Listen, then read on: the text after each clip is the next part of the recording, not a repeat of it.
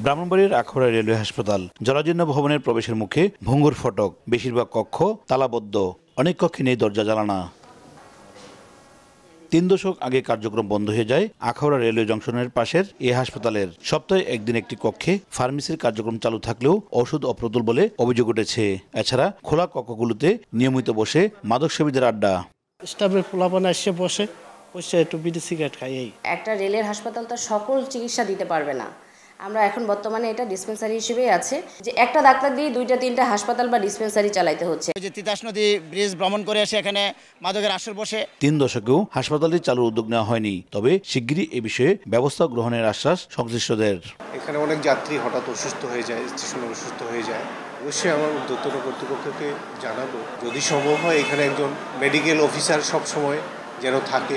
হাসপাতালটা বন্ধ আছে দীর্ঘদিন যাবত, এটা বিষয়টা আমরা অবগত, আমরা উপরে কথা বলছি।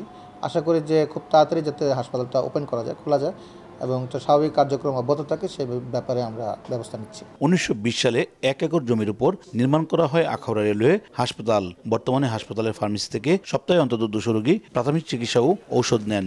প্রয়োজনীয় লোকবল এবং চিকিৎসক নিয়োগ সহ এই হাসপাতালটির অবকাঠামো মেরামত করা গেলে এটিও হতে পারে একটি বিশেষায়িত চিকিৎসা সেবা কেন্দ্র, এমনটি মনে করছে এ অঞ্চলের রোগীরা। উজ্জ্বল চক্রবর্তী, সময় সংবাদ, ব্রাহ্মণবাড়িয়া।